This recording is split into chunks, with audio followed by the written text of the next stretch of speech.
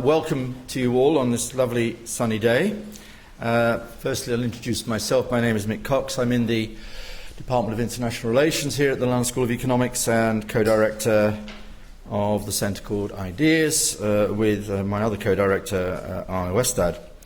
I was especially pleased to be asked by tonight's speaker to chair him.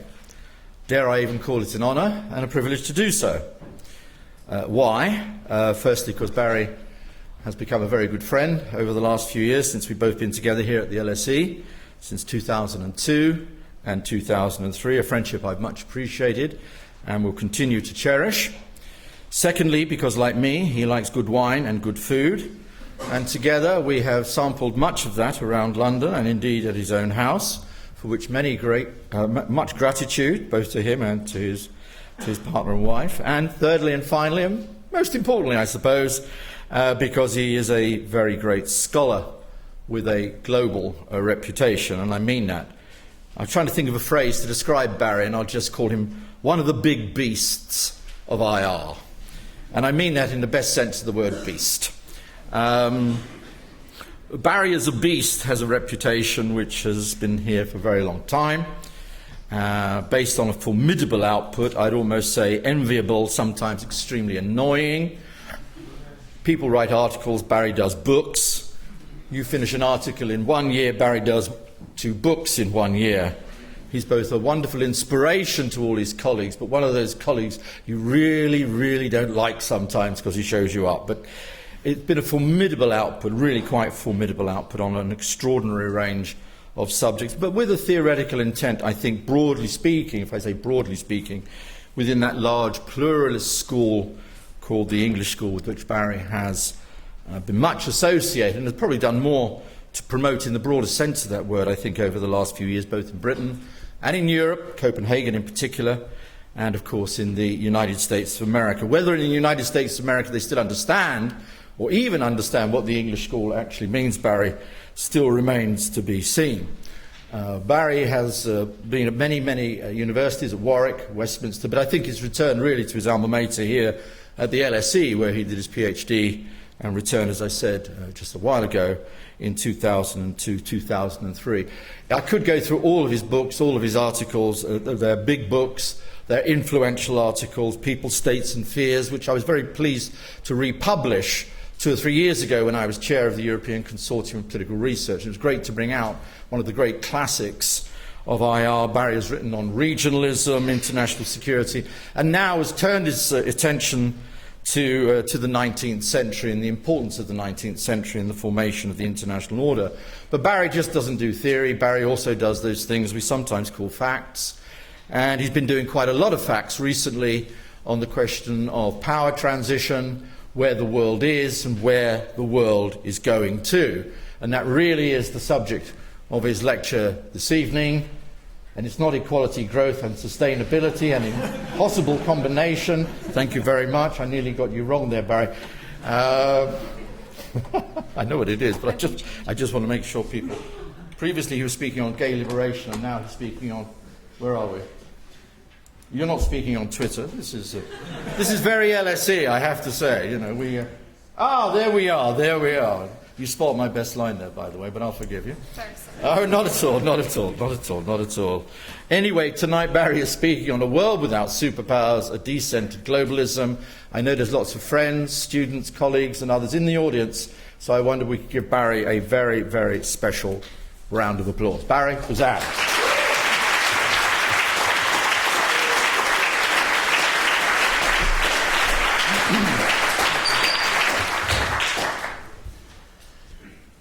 Okay, well, I'd like to start by thanking LSE IDEAS and the IR department for organising this, and particular thanks to Mick for turning up. He's just back from Italy and probably would have liked to have stayed there rather than coming back here. But Mick has chaired my talks at the LSE on a number of occasions, so it seemed like it was appropriate that he do this one as well. And it's particularly good of him to do it because I have the feeling that he's not entirely sold on the argument that I'm about to make. So the fact that he's willing to sit there and grit his teeth is much appreciated. Now, what I want to do here is make something like a public policy argument, which is not something that I'm normally much given to doing. But I've become a bit annoyed in some ways by the way in which the public debate and also the academic debate about, as it were, where the world is going has ended up in a rather restricted form. It's basically too America-centric. Sorry, Mick.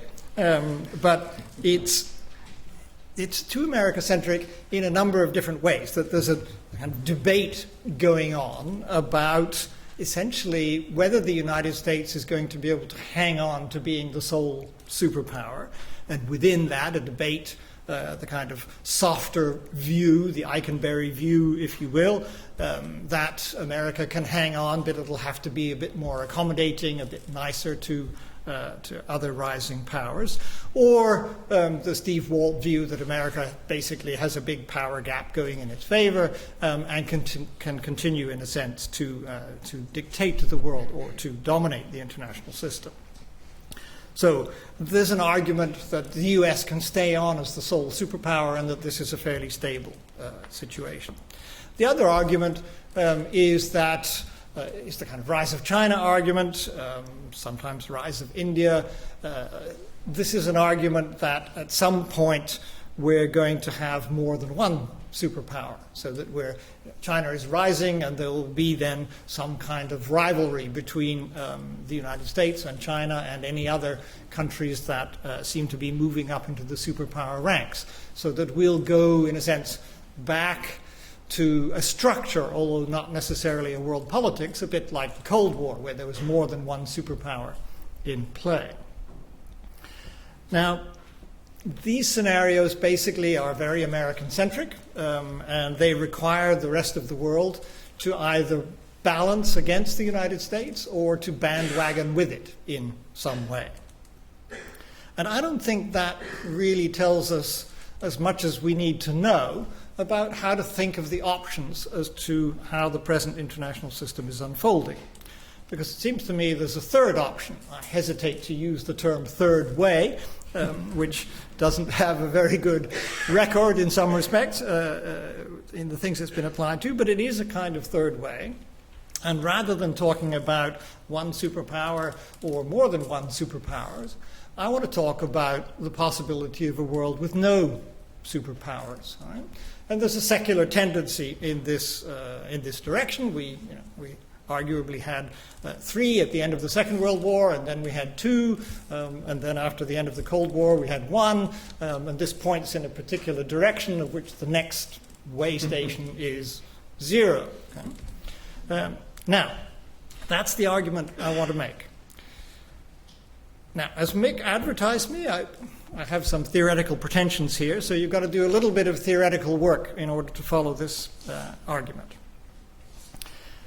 First of all, you need to buy into a particular set of distinctions. And the principal one is between superpowers and great powers.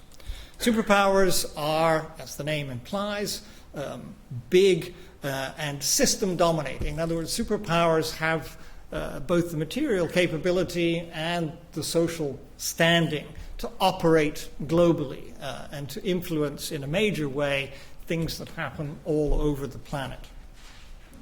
Great powers are, first of all, not superpowers.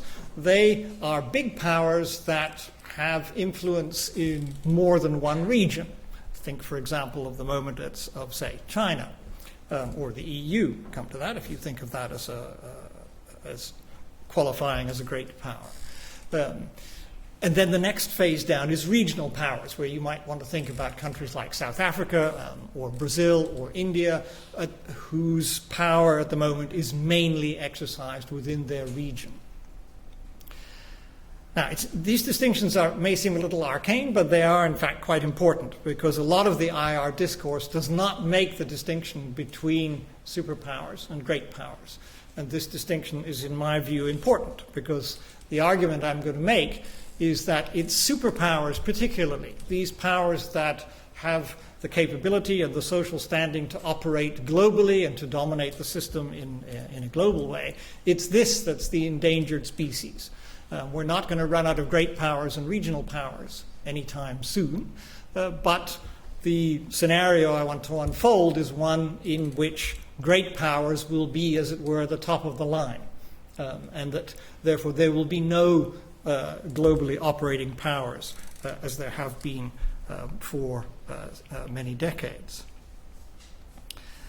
So these distinctions are important. I don't want to get involved in a lot of definition mongering or anything like that, but it's important to think that in qualifying to be a superpower or a great power, you've got to have both material capabilities and also the right kind of social standing. Now, this is, for those of you who've studied international relations, this is kind of Kenneth Waltz versus Hedley Bull. And in my version of this story, Hedley Bull is going to do better than Kenneth Waltz, although Waltz is going to score some points along the way. But basically, it seems to me that much of the discourse as I described it in relation to the American-centric way of thinking about the future is putting too much emphasis on the material side of what qualifies you to be a superpower or a great power, and not enough emphasis on the social side. And it seems to me that the social side is what makes the big difference. So I'm going to make quite a lot of play out of that. It means, therefore, that there are options other than bandwagoning with the US or balancing against the US. Basically, the third option is ignore the US. The Americans may continue to try to lead, but we don't have to listen to them. And increasingly, I think, if you look at the news with this idea in mind, there's more and more of that going on, right? That the US may be saying things, but fewer and fewer people are paying any attention. Now, I'm going to make two kinds of arguments in favor of this third way, no superpowers world.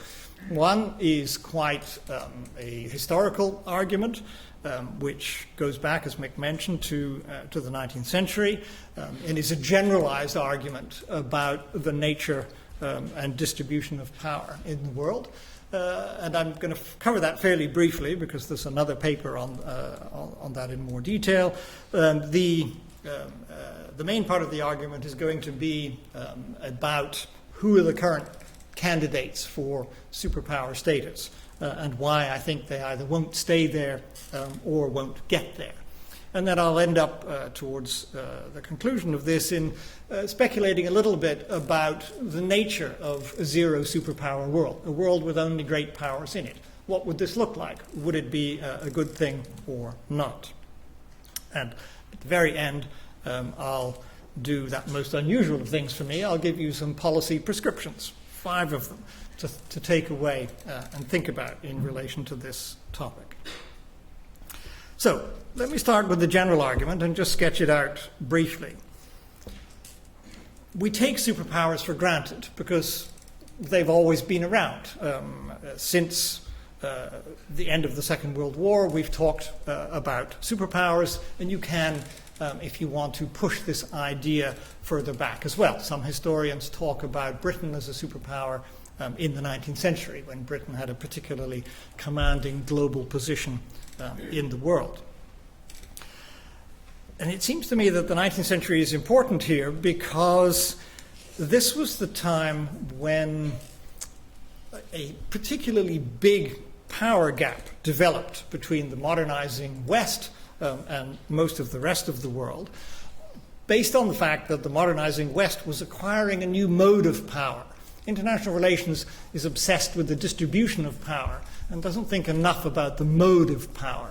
And what happened in the 19th century was it's basically a shift from an agrarian mode of power, which had been around for a very long time, to a thoroughly industrial mode of power. And when this shift happened, it gave a relatively small number of countries an extraordinarily big power advantage over those that hadn't made this transition. This kind of advantage can be seen, for example, in the the Opium Wars in 1840, in which Britain was able to beat up China very easily, without even breaking a sweat, just by using a few gunboats and some local forces taken from its Indian empire. Now, to be able to do that, to take on and defeat the largest and most capable remaining classical agrarian power, suggests an imbalance of power of a very large order. And the point I want to make is that that imbalance of power took off in the 19th century, when some countries began to industrialize and left the rest behind. So it gave a small number of countries, quite literally, the ability to operate economically and militarily and politically on a global scale without anybody really being able to oppose them in any very effective way.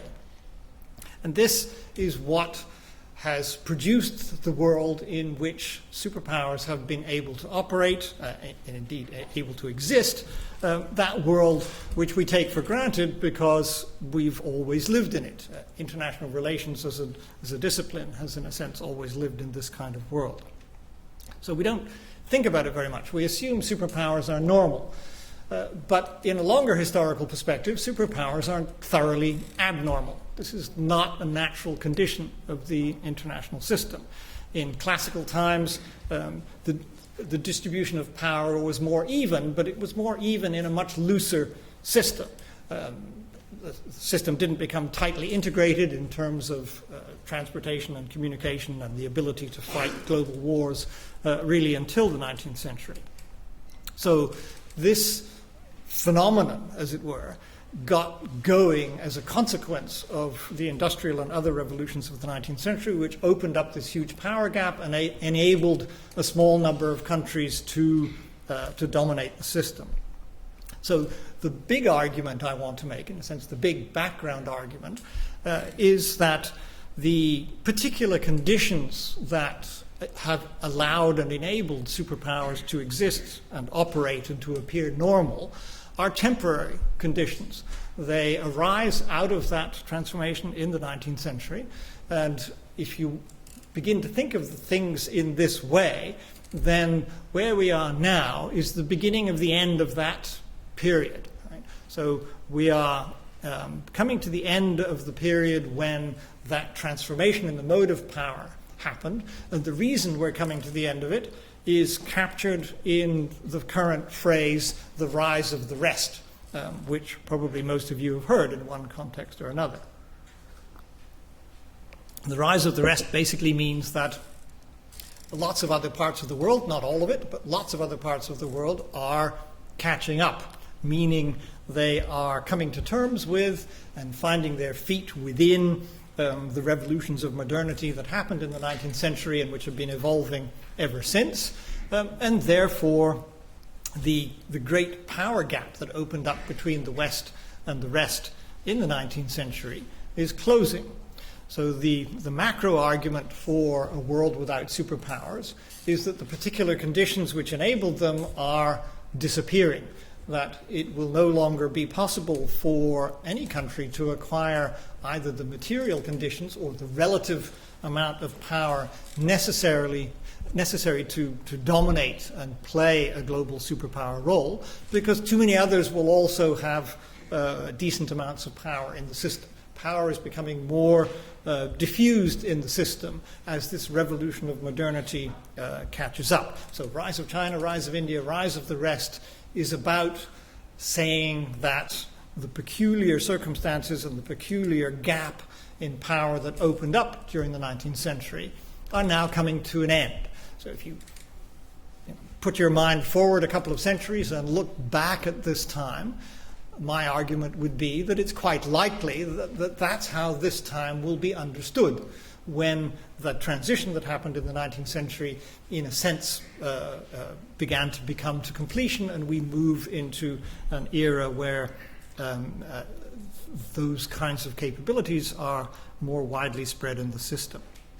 So that's the broad argument, okay, that this is a peculiar phenomenon, not a normal phenomenon, not a natural phenomenon, and the conditions that gave rise to it are coming to an end.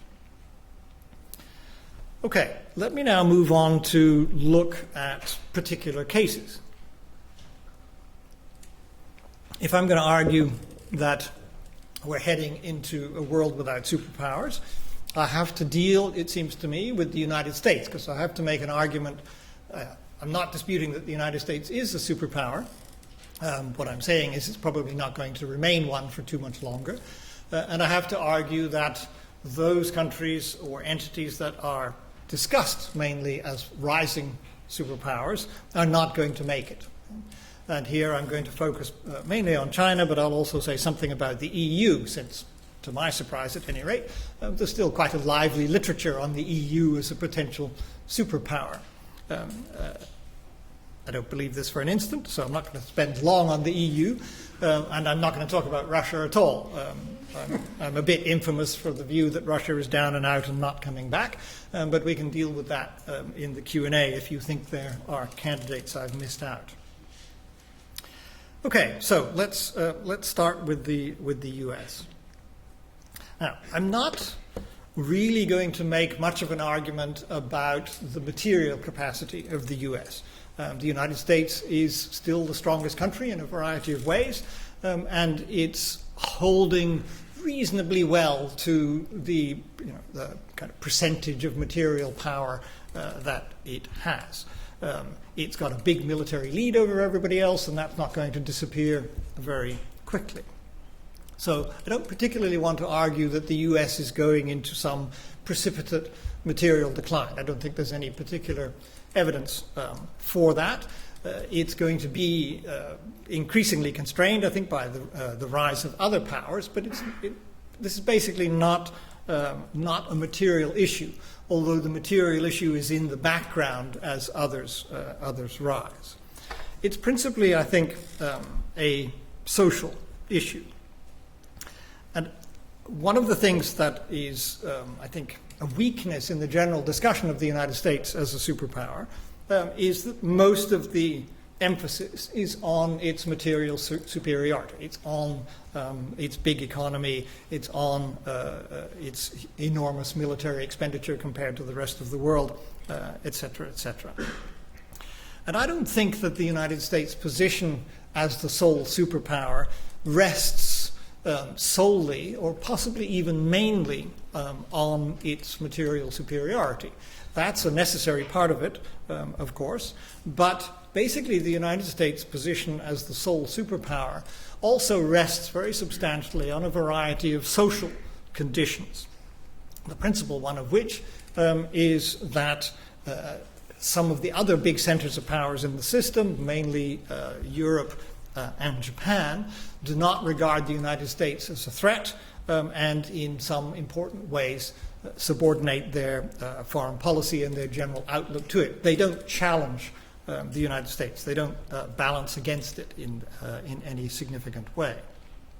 So the United States has had a very powerful standing as a legitimate leader, and it's had a very powerful standing also as the representative of a certain kind of ideology, which we can loosely call liberalism. And that ideology has universal pretensions, and this has also underpinned America's position. So one of the things I want to argue is that that social standing is weakening in a whole variety of ways. It's also possible to argue that, and here I'm picking up Hedley Bull type themes again, that standing as a superpower requires the support domestically, the support of your citizenry and of your internal establishment. And it is surprisingly easy to find quite large numbers of commentators, including American commentators, on the condition of the United States, who point to the fact that maybe America's superpower standing is more likely to be undermined by Americans than by anybody else if the American citizenry loses the will or the interest or the willingness to pay for this global superpower role. Being the global superpower hasn't been a lot of fun of late for the United States. There's been lots of costly failures. American politics is now extremely divided and, in a sense, paralyzed in a way that it didn't used to be. So an argument can be made that domestic support in the US for continuing on with this global role may not be all that robust. But I want to focus more on, in a sense, America's global position, because it seems to me that its global standing, as I say, is as much dependent on its social position as on its material capability. And here we can look at three things. We can look at American policies, we can look at America as a model in the world, and we can look also at the idea that any one country should be allowed to dominate the world or to play a hegemonic role. Start with policies then. I am not going to make the argument that there was ever a golden age in which the United States was loved by everybody and all of its policies were thought well of. Mick, as a good old trot, will certainly remember opposing American policy at various stages of his life. But I think one of the important things about the ending of the Cold War, another Mick theme here, so I hope you're picking up on this. This one's for you, Mick. An important theme about the ending of the Cold War is that, in a sense, it stripped away part of what made American policy more acceptable. So whether you liked American policies or not, and a lot of people didn't like a lot of American policies, think of the Vietnam War, for example, the general framing of the Cold War meant that America was on our side, or we were on its side, and that therefore one had at least to put up with these things for the sake of the greater good of American leadership. That framing of things disappeared with the ending of the Cold War. So American policies now stand out there by themselves with no particular other protections or justifications to make them as acceptable in the way that they were during the Cold War.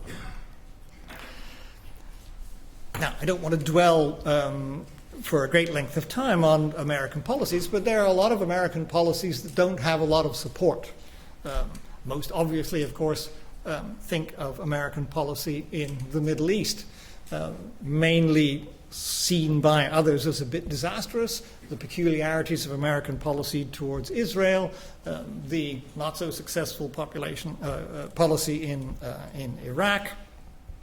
All of this is not something that has engendered a great deal of support for American policy in the world.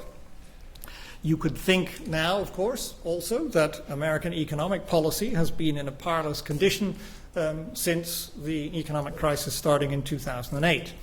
I think it's not going too far to say that the Washington Consensus, which was the ideological underpinning of American policy, if it hasn't quite collapsed, it has at least taken a tremendous beating and no longer has the kind of cachet that it once did.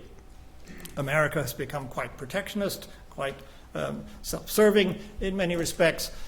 It's no longer so obviously an economic leader in the way that it used to be, and the ideas that it's peddling are looking a lot more flawed than they used to be. And this, I think, has gravely weakened the social and political cachet of the American brand in the world. One could think about environmental policy, on which the US is generally seen as being more part of the problem than as part of the solution. That the American way of life, which no American politician can afford not to defend, is seen by many others as being part of the problem when it comes to the environmental agenda and the rather obstructionist role that American governments have played in that. You could think of the war on drugs, not one of the great successes of American policy, not one that has a vast amount of support elsewhere. I'm tempted also to think about American policy towards China, and I could go on about this for quite a long time. Although since the Chinese, over the last couple of years, the Chinese government has been playing a more belligerent role in its neighborhood, this argument isn't as strong as when I first made it. But a case can be made that the United States has a very particular interest in securitizing China and the rise of China, because the United States is the only country threatened by the rise of China, in the sense that if you follow a realist logic, the rise of China has to threaten America's position as the sole superpower, and the American government is on record as saying that it wants to maintain that position as the sole superpower. So no matter what the Chinese do, if they succeed in rising, they're going to threaten that American position. This is nothing like the Cold War, when the United States was able to gather together a large number of allies because there was seen to be common ground in relation to what was defined as a shared threat from the Soviet Union. Possibly Japan will share America's view, but it's quite conceivable that the Europeans and others will not care very much about the rise of China, particularly if the Chinese government manages to do a better job than it has done over the last couple of years of actually paying attention to its own rhetoric about peaceful rise and peaceful development. So it's conceivable that the United States could, in a sense, get involved in a rivalry with China that isn't going to be of interest to anybody else, because only the United States, the status of the United States, is threatened by the rise of China. So in a whole variety of policy ways, America is not doing very well in terms of inspiring followers. Lots of aspects of American policy are less attractive than they used to be. And I think it extends from that fairly easily to say that the American role as a model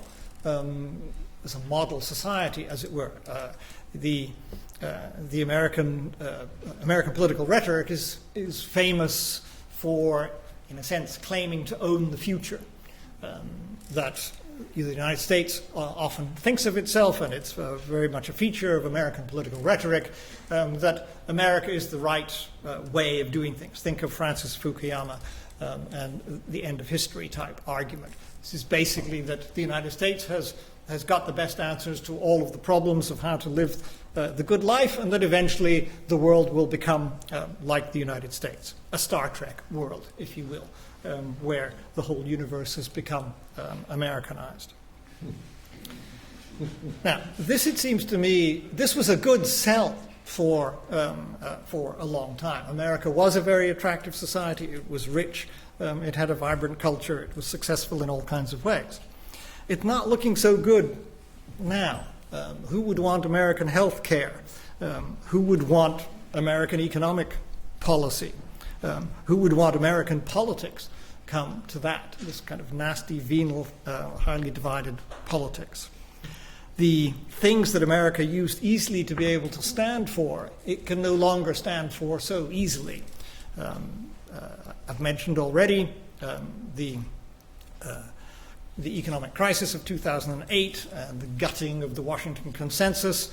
So America is no longer representing a kind of right set of ideas about how to run the economy. And on the more social and political side of liberalism, it seems to me the war on terror, and particularly the shenanigans of the Bush administration in conducting that war, have really gutted America's ability to speak for a liberal agenda. The use of torture, the human rights violations in the conducting of the war on terror, whether you were a supporter of that war or not, have undermined the ability of the United States to speak for this liberal human rights type of agenda, which it used to do, and still does. But now when Americans speak about this, the Chinese and the Russians and others just laugh and say Guantanamo or Abu Ghraib. So the ability, the traction, as it were, of the United States to represent those agendas has, I think, been seriously weakened. And I think the last point to make, and it's a point I'm going to apply to the other possible candidates in this game, is that simply the idea that any one country should be the leader, or should have a hegemonic role in the system, this idea, I think, is going out of fashion. It's never been very popular in many parts of the world, but it seems that along with the phenomenon of the rise of the rest, as others gain more power, the idea that any one country should have some kind of hegemonic position here is decreasingly popular. Okay? So I take the rise of the rest as, in a sense, looking towards the demise of the legitimacy of a hegemonic role in the system. The idea of a hegemonic role has always been difficult in a world in which sovereign equality is the notional key organizing principle, and I think it's going to get more and more difficult. And since I've not been very kind to Ken Waltz so far, let me score a point on his behalf. Writing in 1993, okay, a long time ago, Waltz says this: countries that wield overwhelming power will be tempted to misuse it, and even when their use of power is not an abuse, other states will see it as being so. That's a pretty good summary, I think, of what's happened to the United States over the last couple of decades. Okay, so my sense of the US is that its position, it's still a superpower, it's still the only superpower, but its position is fragile, and to my mind, it seems a plausible argument that the United States will increasingly lose the social foundations on which its global superpower legitimacy has been based. Let me turn then to China, which is the obvious kind of most discussed candidate for a rising superpower. I'm going to use the same kind of formula, looking at the material and the social characteristics. Now, the material characteristics on China's side are fairly impressive. This is a country whose economy has been growing at a stupendous, unprecedented rate for a surprising number of decades, and still seems to be steaming along. So there's a reasonable expectation that China is rising and rising fast, and will probably be able to sustain this continuously expanding material position.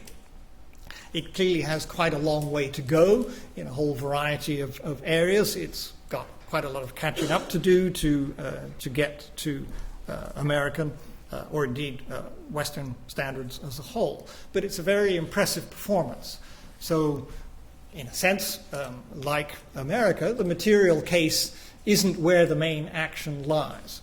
The main argument regarding China, in some ways it's arguments that parallel those of the US, but the main argument regarding China is that it simply doesn't have the social resources necessary to construct a legitimate superpower role. On the material side of things, the Chinese have the same problem as the US with the rise of the rest. China is rising, but so is India and Brazil and a lot of other places. So whilst China is getting stronger, a lot of other places are getting stronger as well. And therefore, the ability of any kind of new aspirant to superpower status to actually achieve the level of material dominance necessary to act as the foundation for superpower status is becoming more and more difficult. But let's think about the social issues in relation to China. I suggested when talking about the US that a goodly chunk of America's superpower status was based on the fact that it had friends, okay? Europe, Japan, and a variety of others. Part of what I see as the demise of, or the weakening of American superpower position is that the Americans no longer appreciate that they have friends. Americans used to talk about allies. Now they talk about coalitions of the willing. There's a very big difference in those rhetorics, it seems to me. But if you think about the Chinese, okay, who are China's friends? Does China have any consequential friends at all? Any great power friends? Any regional power friends? No, right? Not one. China's friends are a miserable collection of small, mostly rather nasty dictatorships in a variety of parts of the world. I mean, I'm not exaggerating. You think about it. Who are China's friends? So China's starting social position here is poor. China's policies are perhaps not such a problem as American policies, because China has been still is conducting itself according to the famous dictums of Deng Xiaoping about keeping a low profile and not taking leadership positions and not trying to reveal one's power, etc., etc. So China's been taking we'll get along with everybody point of view. Often abstains in the Security Council, not really taken a leading or a political position on most of the major global issues. It's been relatively self-interested and self-concerned, so it hasn't offended as many people as the US has done, because it hasn't tried to do anything other than pursue its own particular self-interest. But the problem for China is that it's not really a model for any other countries, because its own circumstances are so unique that it isn't clear that China holds, and that Chinese policy holds lessons for others. And the Chinese themselves do not encourage others to think this. So one of the much heard catchphrases in China is Chinese characteristics, which is a way of basically saying that Chinese exceptionalism, unlike American exceptionalism, Chinese exceptionalism is basically inward-looking. It says China is different and unique, whereas American exceptionalism says you should all be like us, and can be if you want to be. So there's a kind of inward-looking self-understanding which lacks the universalist appeal that America exploited so effectively for its many decades of world leadership. The Chinese are also trying to sell a particular combination of things, which I think is not going to go down very well with the other powers in the system. What the Chinese are trying to sell is a combination, a rather odd combination, of economic liberalism, getting on board with the WTO and the global market and all of that, but combined with keeping an undemocratic communist government, very conservative, very illiberal regime in many ways politically. And this combination is one that rouses suspicions, quite rightly in my view, in the minds of others. Because basically the liberal deal in the world is that people accept economic interdependence and the opening up of a global economy on the condition that those who go into this game are also liberal politically and socially, and therefore don't threaten each other.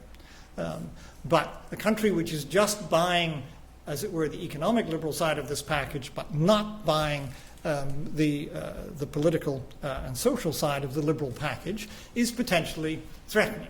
It will get strong on the back of the global economy, but it's still, as it were, running itself as a dictatorship.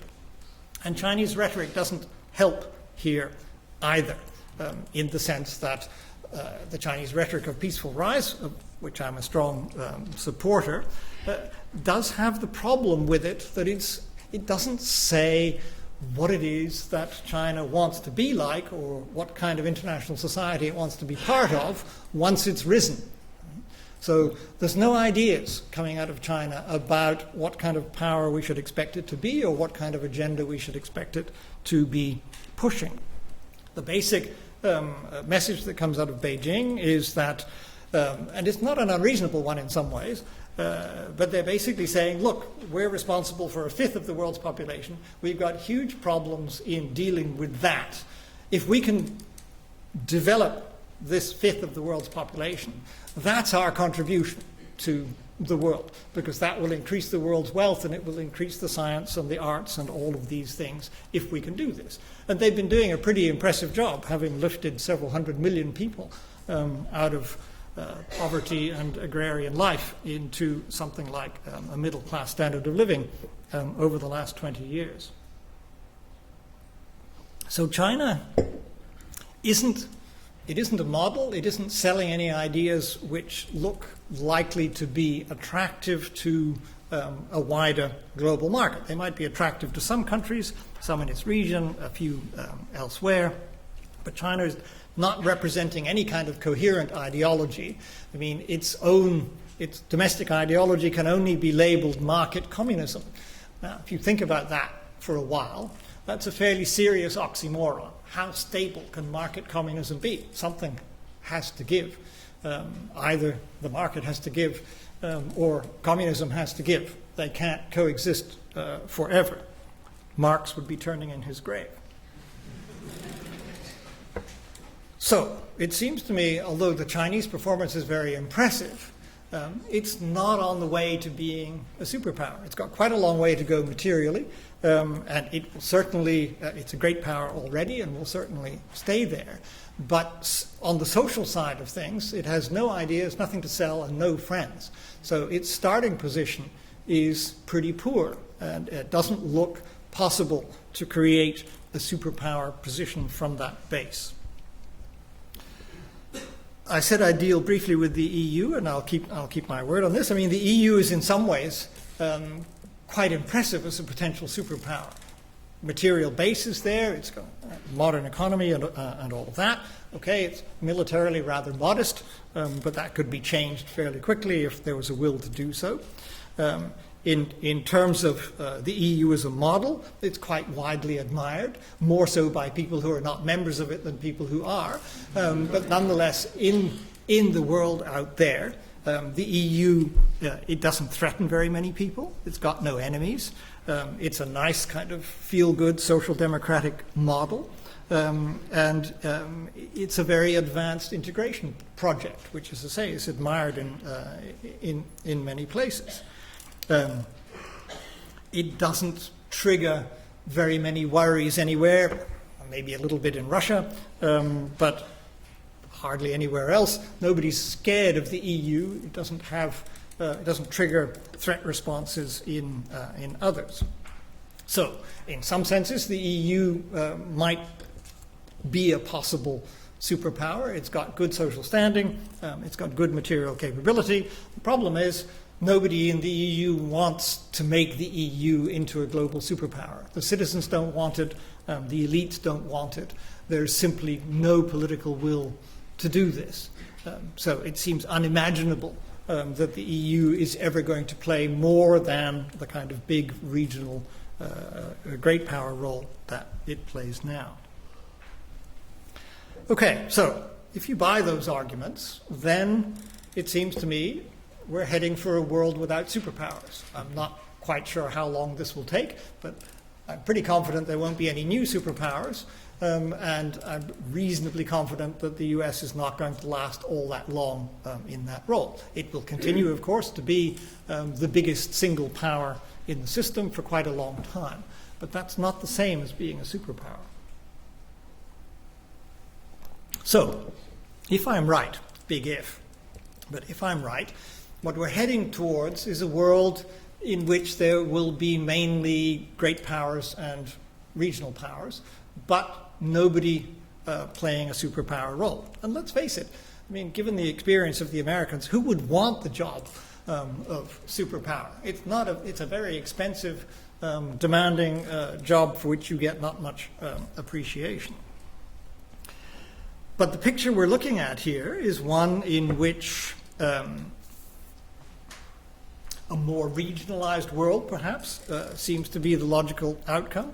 If we think of a world in which there are several great powers scattered around on the different continents, these great powers have some differences of ideology, but they are all basically, and this is an important point in the ongoing argument about why this scenario is not necessarily a bad thing.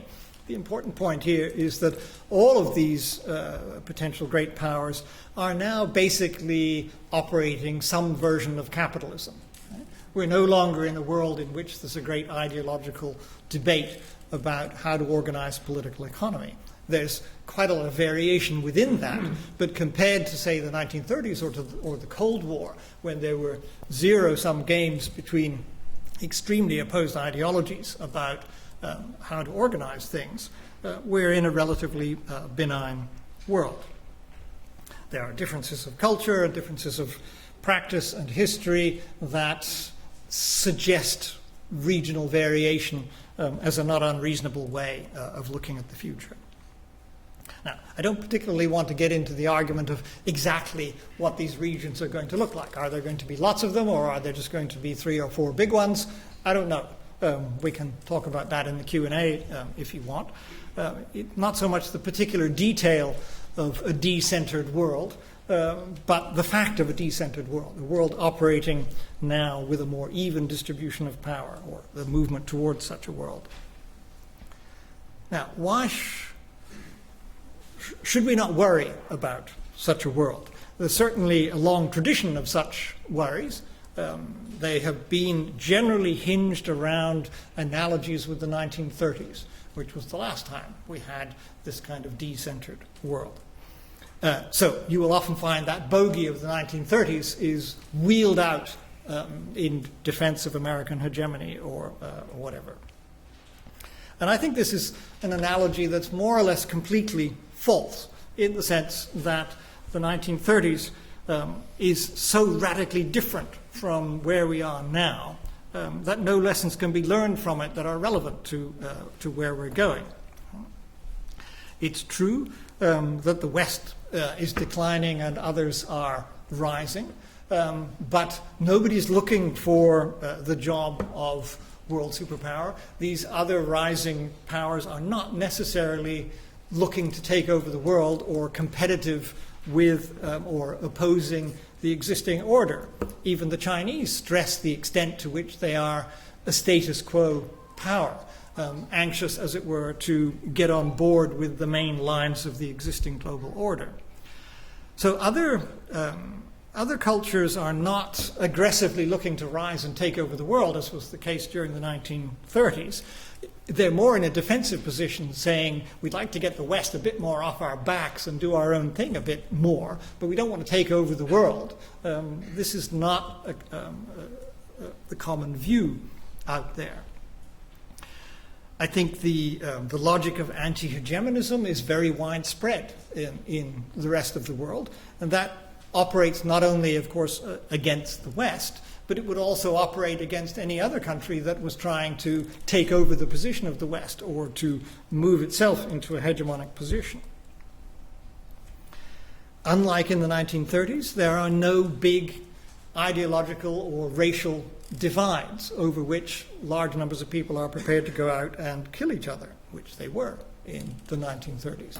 As I say, we're in a sense, we're far from being ideologically homogenous, but there's much less cultural and political economic difference in the way things are organized than there was during the 1930s, and this, I think, matters. There's also the fact that everybody is afraid of war. There's no appetite for a world war out there, and everybody wants some version of the global economy to keep going, because everybody's going to be impoverished if it doesn't. So there's a much greater collective interest, partly stemming from the lessons learned in the 1930s, in keeping a degree of global order. So I think this 1930s analogy is simply wrong. And wherever you hear that as an argument against a more decentered world, you should, I think, reject it. On the upside, something which is not much talked about, because I think the social side of things is ignored, so another point for Hedley Bull, is that despite the cultural and to some extent political differences that still remain in the world, which I don't want to underplay, there is a remarkable amount that's commonly shared and accepted quite widely across the board, and not just by elites, but by peoples.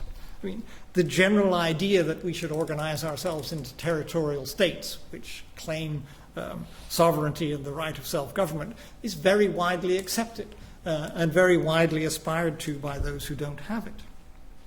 the notion that we get along by using diplomacy and international law as the framing within which these political entities deal with each other is also very widely accepted. There are disputes around the edges of it, but the basic principles are not contested.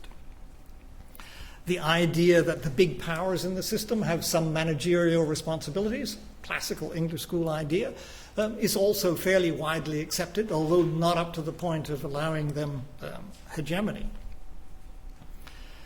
Nationalism and the principle of national self-determination is, it seems to me, extremely widely accepted.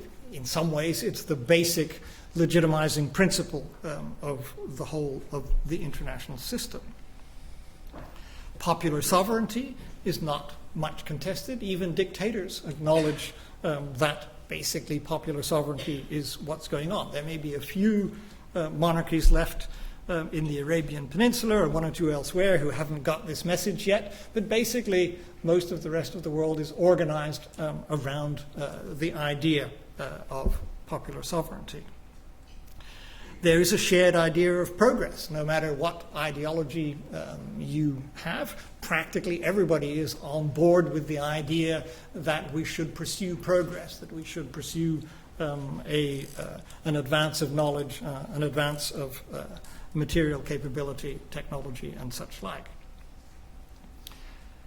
Everybody is on board with the idea of human equality, an idea that is relatively recent, in the sense that you only have to go back to the middle of the 20th century and earlier to get into a period when the basic assumption of international relations was human inequality. So empire and slavery and racism and all kinds of other things were justified by the acceptance of the principle that humans were not equal. We've moved on from there, and this, I think, also helps to underpin a common set of global values. And increasingly, everybody is in some way wedded to the market, as I suggested. Different versions, different takes on this, of course, but a much narrower set of differences than have existed historically. So this, it seems to me, provides, even in a more decentered world, this provides a normative basis for order, which is quite impressive in some ways and should not be just ignored or dismissed. We have been building an international society, and we've been quite successful at it in some ways. It seems to me also that in this kind of decentered world, there will be room for quite a lot of cooperation. There's interest in pursuing a lot of things jointly, not just the global economy, but there will probably be interest in environmental management, interest in carrying on, as it were, collective big science in relation to space, high energy physics, and other sorts of things. So it seems to me that we are in a world, if I can use some terms from Alex Wendt, we are in a world that looks more like one of friends and rivals rather than rivals and enemies. There's not so much of enemies left in the system as there used to be, and therefore the cultivation of this kind of social order is something that we really need to be doing. There are some potential downsides in this.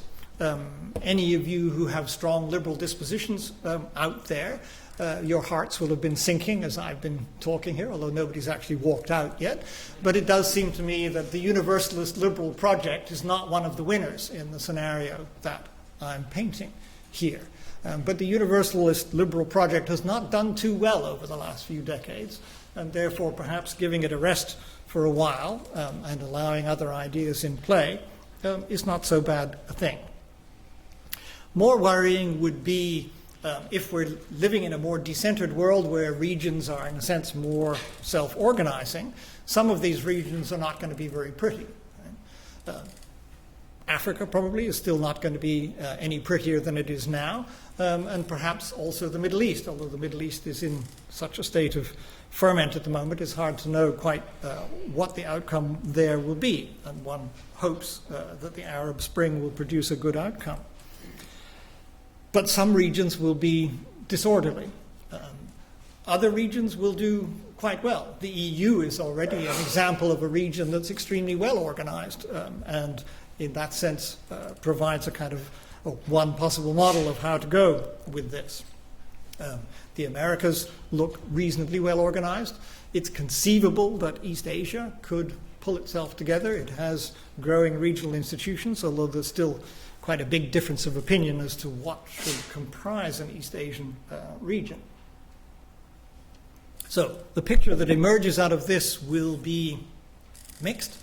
Some regions will be more stable, more orderly. Some will be less. There may be some places, if countries like Russia and, say, China or India misplay their hands and try to become regional hegemons, then they will encounter local resistance.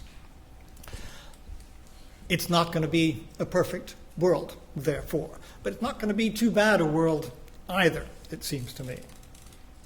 Now, let me draw this to a close by then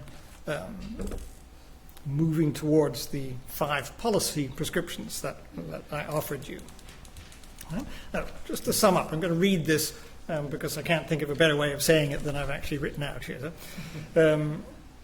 This world order with superpowers might therefore be seen both as the successor to the unbalanced Western era of the 19th and 20th centuries, in which one civilization imposed itself massively on all of the others, and as the restoration of the classical order, in which the distribution of civilization and the distribution of power were fairly evenly matched and fairly evenly distributed. The unique feature of this third way is that for the first time it combines both a relatively even global system and society, a global distribution of power, and a densely integrated and interdependent global system. This I'm labeling decentered globalism. This is my contribution to IR jargon for the moment. And I contrast this decentered globalism with the more centered kinds of globalism captured in the many core periphery characterizations of the modern world order. So this label, I hope, expresses the emergence of a truly post-colonial world order, a return to the more even distribution of power of pre-modern times, but in a globally integrated context created by modernity. Now, if this model is plausible, and as I say, I offer it as an alternative to those arguing for a continuation of the Western status quo or for some kind of return to competing superpower arguments. What kinds of prescriptions arise from this? Well, 5 I'll offer you. First, there's no particular need for the United States to see off challengers to its sole superpower status because there are none. Right? And second, that status is anyway indefensible, both socially and increasingly materially. 2, after the collapse of communism and the fall of the Washington Consensus, everyone should feel ideologically both more open and more humble and accept that what is needed is a period of competitive experimentation with the political economy of capitalism. Let the US continue its love affair with economic liberalism, Europe its with social liberalism, China and Russia theirs with authoritarian capitalism, and whatever other versions of this particular mixture come up. Everyone needs to relax a bit, take a live and let live attitude, and see how these different modes succeed or fail in producing the good life. Since no known alternative path to durable power exists, the general commitment to some form of capitalism is now quite deeply rooted. 3, all great powers need to look more to their regions and how to create stable, consensual, and legitimate international societies there, and perhaps somewhat less to their relationships with each other. Traditional security concerns are no longer the key factor in relations amongst the great powers. China needs to think more about its relations with Japan and Southeast Asia and less about those with the US. And the US needs to think more about its hemisphere and less about Asia and the Middle East. That is the decentering part of decentered globalism. 4, that said, all great powers also need to be aware of the substrate of ideas and institutions on which they agree, and to build on this to create not just a coexistence international society in which different modes of capitalism can live together peacefully, but also a cooperative one capable of handling joint problems such as world trade and big science and collective action problems such as the environment and nuclear proliferation. developing an interaction culture of friends and rivals is important. 5. The West as a whole, and the US in particular, need to accept the fact that they no longer own the future. They can take some satisfaction from having imposed much of their political, economic, and social form onto the rest of the world, and so substantially shape the direction in which the future will unfold. But now they have both to acknowledge that not all of this was either good or well done, and to let the rest of the world experiment on how best to accommodate its various cultural and historical characteristics to the Western legacy. And it seems to me this is not a bad alternative to either ongoing US hegemony or a struggle between rising and declining superpowers. Arguably, perhaps, it's also more likely than either of those scenarios. Thank you.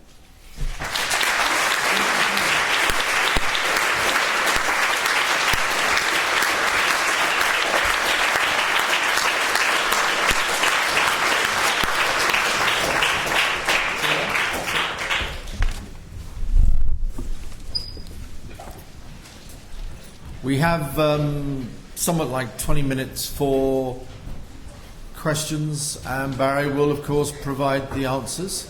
You've heard the Buzan manifesto.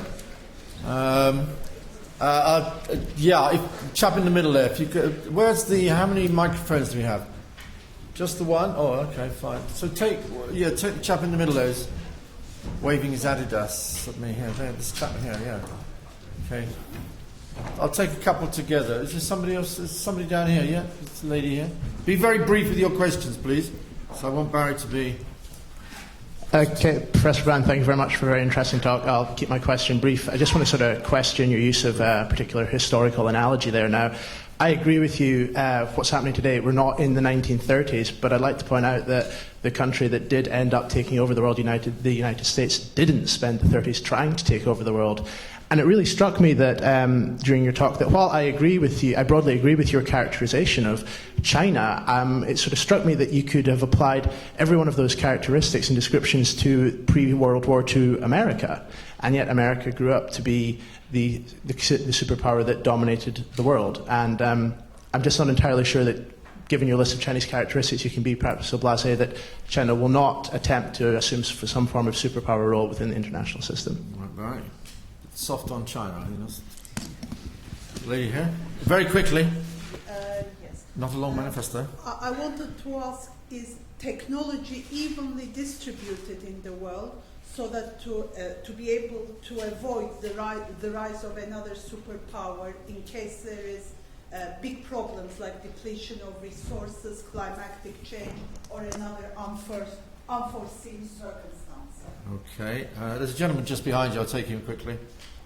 Good brief questions. Yes, I do appreciate your approach on this decentralization of globalization in the world as a system.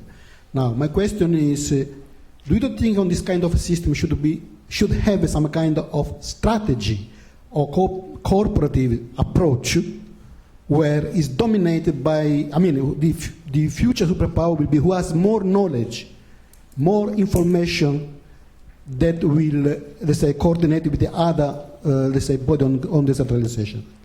Okay, I'll take those three, Barry, just to start off with. Okay.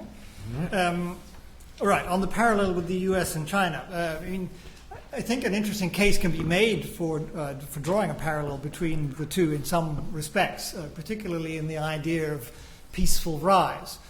In some ways, China's present strategy is most easy to compare with the strategy of the United States. In other words, economic engagement, but kind of political isolationism or an unwillingness to engage with the world for quite a long time. Now, I think your analogy is going to break down here in the sense that the United States had the advantage of having its way to global power paved by 2 world wars that left everybody else completely wasted. And in this sense, the Americans were the successors to this, and very wisely, or you might want to argue very cynically, were late entrants to all of those wars, right? So they waited till everybody had finished beating themselves up and then came in and took the spoils, as it were. So the United States had a very nice entry into world power. But this is not going to happen with China. I mean, the main drift of my argument is that power is now diffusing everywhere on the back of modernity, taking different forms in different places, but basically more and more people are finding ways of coming to terms with modernity and drawing the power from it that this presents. So China is not going to be presented with the kind of power vacuum that the United States was presented with at the end of the Second World War. In terms of technology being evenly distributed, yes and no. Certain kinds of technology are not evenly distributed. Obviously, there's a kind of leading edge to this, and there always will be. In one sense, I'm not expecting everything to even out and there to be a kind of uniform, again, a kind of Star Trek world in which everybody is up at exactly the same standard. On the other hand, enough technology and specifically technologies of a certain kind are evenly distributed to change the dynamics of the system in relation to dominance. So, for example, to give a very simple example, everybody in the world, no matter how poor and grotty, can get access to any number of AK-47s and RPGs. Right? This is a universally available technology. Even the Afghans can build AK-47s. It's a nice, simple thing. If you can arm your people with that kind of technology, it makes your country almost impossible to occupy. Okay? So, as the Americans and others have discovered, people do not have to be equipped with very serious sorts of modern technology. It only has to be modern enough to make a big difference in the way the world operates. Does globalization need a strategy? Well, I guess you could make a theoretical argument that it would be better if it had one, but then you'd be facing the problem that we don't have a world government and we're not likely to get one very soon. So probably we're not going to have a kind of centralized management system. We're going to have a negotiating system of some sort, which is what we've got now.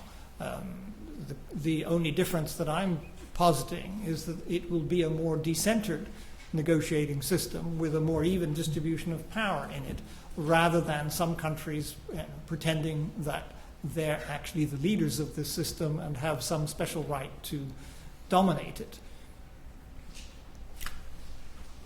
All right, there's a question here from the chap here, and then a question up the back. And I'll move on quickly. Yeah, please. Yeah, just quickly.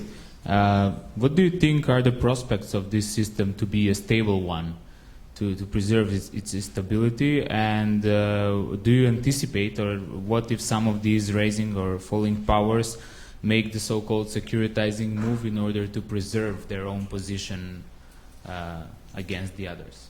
Okay, very good. Yeah. Thank you. Barry, in 2008 you argued that global warming is the wild card of IR up here. That global warming is the wild card of IR and kind of for the US to remain a superpower. Did you give up on the US on that, or? Thank you. Okay, Barry, let's take this too. Okay. Right. Will the system be stable? I think overall, yes, although in some parts, no. I mean, my basic argument is that there are going to be no takers for the role of global leadership, because nobody will have the capability and nobody will have the will, and there will be more resistance to anybody trying to do that. In this sense, and given that there is quite a wide substrate of things that we actually do agree about across all of the diversities that we have, and given that there are big constraints on resorts to violence, and also a certain amount of agreement on things that we need to do jointly, I think the system probably will be fairly ordered, at least as orderly as the system that we've got now. Right? I mean, one might want to argue that the present system has broken down because there was, in a sense, it was too ambitious, that the capacity for global governance that running a neoliberal global economy required simply wasn't there, and that we need to take a more modest view of what we can achieve and to focus it better, on particular pressing problems. I mean, that goes to Janusz's question about the wild card climate change or global warming. I've left that out of this talk, as you rightly spot, partly because it's a set of unknowns. Right? This is an argument I've made elsewhere. For those of you who don't know, that basically the environment is a kind of wild card in thinking about international relations. So it's like a joker that is going to come out of the deck at some point and change the game, but you don't know at what point it's going to come out, and you don't know quite what the joker is going to represent when it does come out. Is it going to be a sea level rise? Is it going to be global warming? Is it going to be some kind of disease? The chance of something of this sort happening in a systemic way that makes a big impact is, I think, reasonably high over the time span in which I'm thinking here about this new global order. And of course, the whole thing could quite literally be swept away. If you factor in a 6-meter sea level rise over the next 2 decades into this scenario, then we're living in a different world, and much of the argument that I'm making would then probably disappear, because this argument kind of assumes a status quo in relation to the environment. Quite what would happen if there was a very big, serious environmental emergency depends on what kind of emergency it is, and would therefore take many hours to discuss, because it's not just one scenario, it's any number of possible scenarios, and quite how they're going to play out. You can't really think about it in the same way that you can think about this narrower set of political, economic, and social problems. Barry, can I ask one question? Where does Star Trek fit into this? Is this an expression of American hegemony, but that America will never have another Star Trek? And can China have a Star Trek? Because I know you're interested in science fiction and what it expresses and symbolises. So. Well, Mick, you've obviously not read my piece on Star Trek and Battlestar Galactica. Well, I have, but they haven't. There you go. But I think it's an interesting image, because Star Trek to me represented the peak of American self-confidence and America as seeing itself as a universal model for the rest of the world, the inevitability that America would be the world's future. That was just kind of almost taken for granted, and Star Trek was as good a representation of any as to what such a world would in fact look like.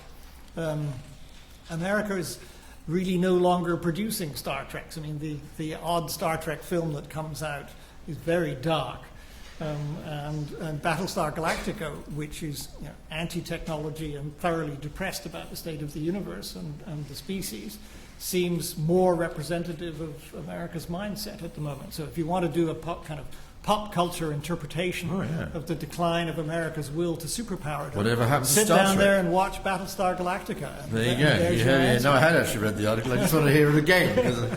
Great. Okay. I've got somebody over here and somebody over here. Yeah. Thank you for your talk, first of all. In the last couple points that you talked about, you said that there needs to be a focus on, the powers need to have a focus on the region. America needs to stop meddling in the Middle East and so on. And another point you said is that we need to see how these permutations of capitalism play out, because no one knows right now. But given all the rhetoric and the focus on the globalized marketplace and globalization as a driver of economic growth for all these powers, I pick up on a conflict there, in that if they're supposed to focus on the region, how can they simultaneously focus in a global marketplace? Okay, and come over here, please. At talks like this, there's always a smug IR undergraduate who's just read Waltz and absolutely fascinated by him. And I'd like to make the... Well, that's you, is it? Okay. Yeah. I'm playing the devil's... No.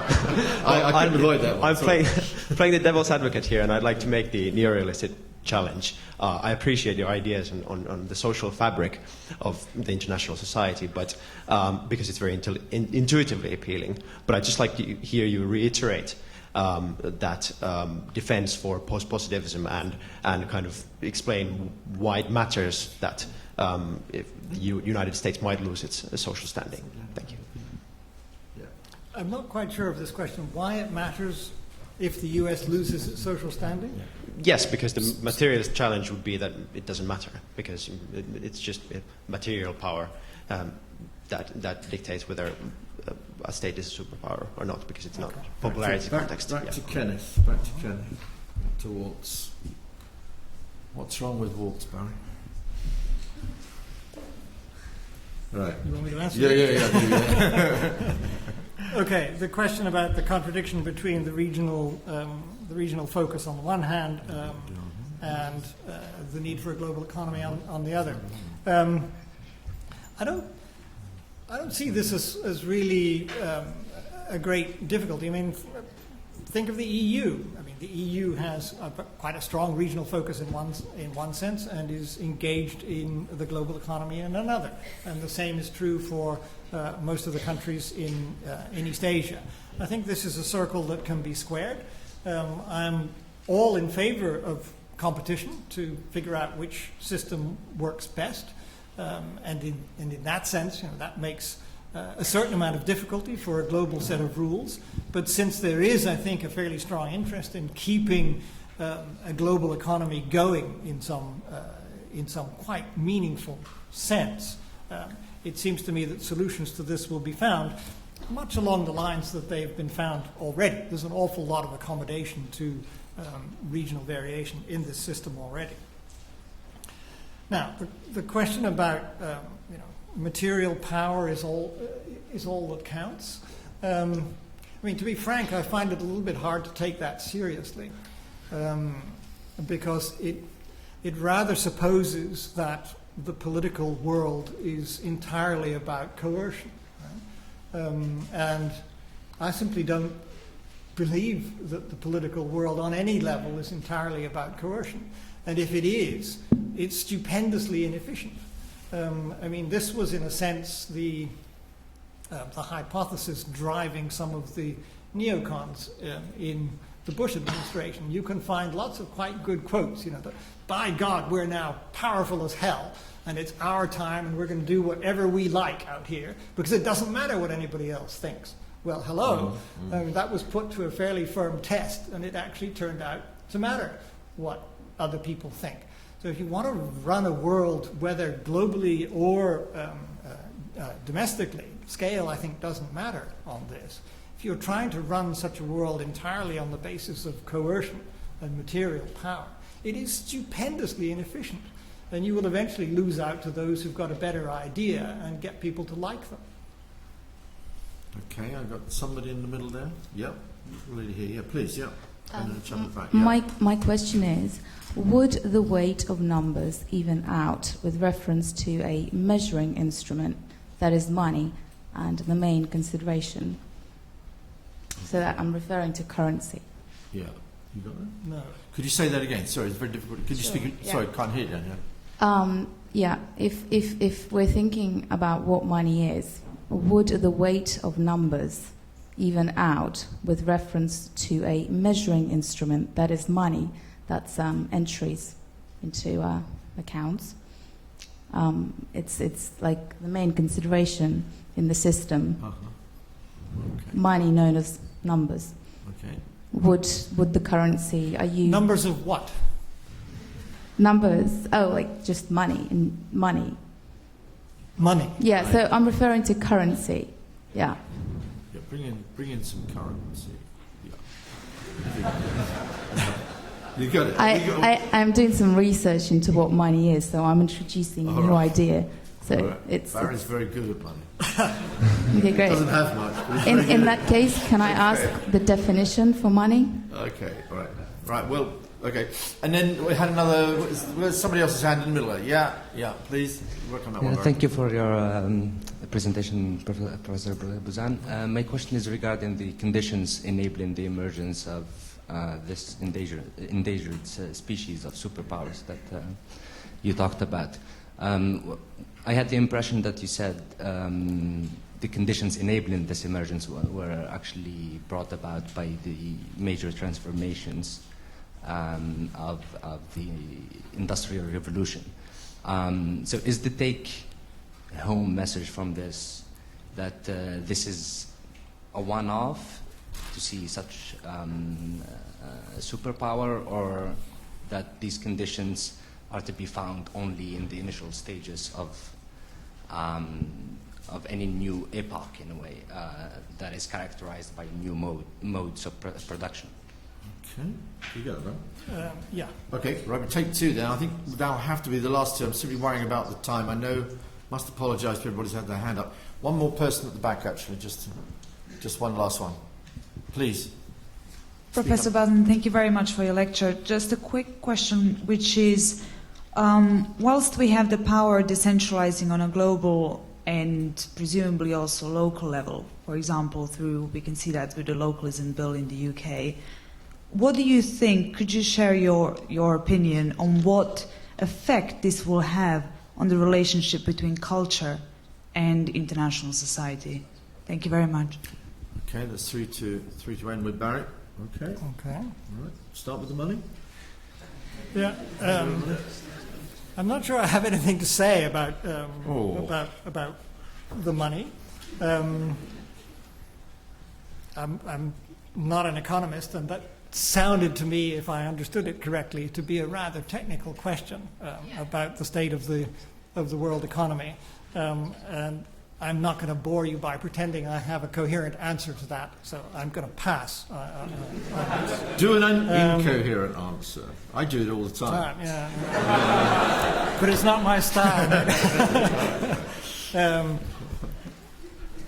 I'll then take the advantage to take twice as long to answer Brahim's question, on which I could talk for hours about the condition of the emergence of superpowers. I mean, to put it in as small a nutshell as I can manage, this would be about what you might want to think of as a change in the dominant mode of production, something which happens rather infrequently in the human condition, but when it does, changes everything. Okay?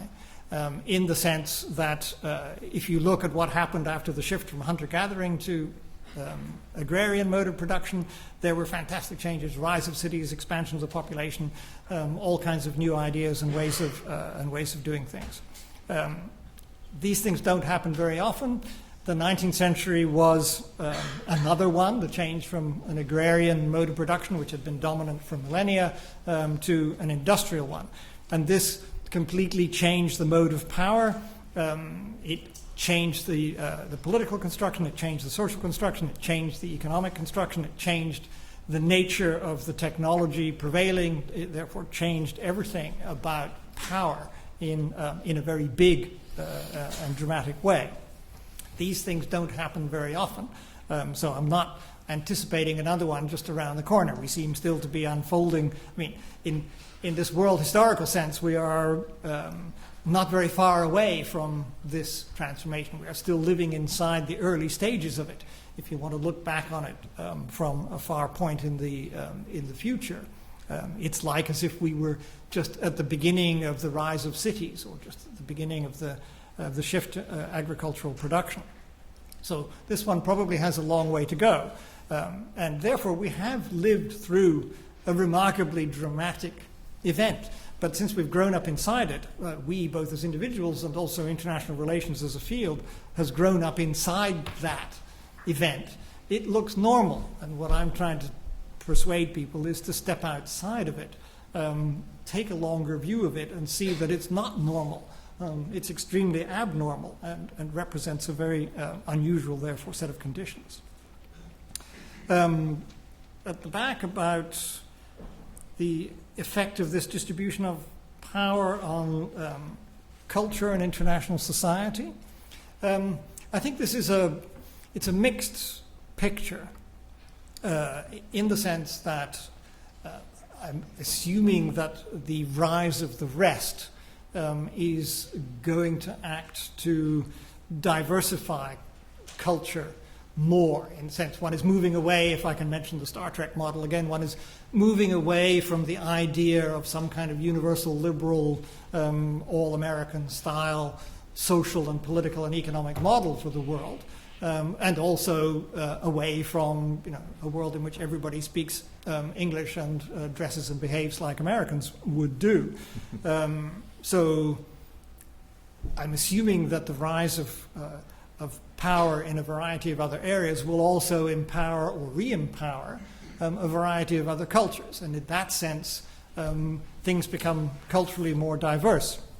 But I'd also put quite a lot of emphasis on the argument that I made in a rather sketchy way in the talk, that there is, one of the legacies of the period of Western hegemony is that there is quite a remarkable and quite powerful substrate of shared ideas, including really big ideas like nationalism, which we all share.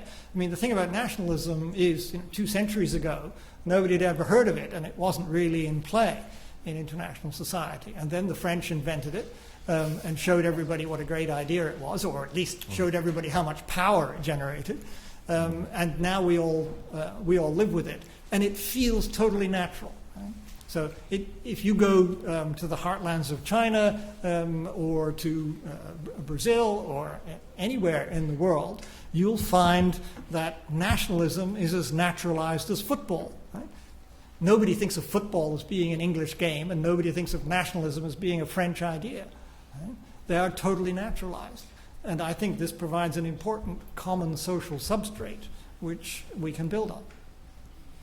Okay, I think we will call it to an end there. Terrific. They always say that when you have exams going on at the LSE, you get very low numbers. Well, I think we've disproven that tonight and attest to the pulling power of Buzan. Now, I promised Barry I would not use the phrase swan song when describing tonight's lecture, but I have, and it has been. It's on a personal note, at least, I should end. It's been great fun working with Barry, especially in the joint course we teach for the first year, interestingly entitled The Structure of International Society, which I think was first given that name by a man called Charles Manning, who some in this audience may know about, but who was a very dominant figure in the IR department for over 30 years. So Barry, it's been fantastic for me working and lecturing alongside you. They say you're retiring, but I don't believe it. But you tell me it's not really retirement, but we'll wait and see. Anyway, I will certainly miss working with you. I know the colleagues in the LSE Department of International Relations will miss having you around. However, I do look forward to having lots of good meals with you and Deborah over the coming weeks and years. And you can pay, because even if you couldn't answer the question on money, we can talk about that one later on. But anyway, it's been fantastic, a great turnout, a great lecture, and I think we should show our profound appreciation to Professor Buzan.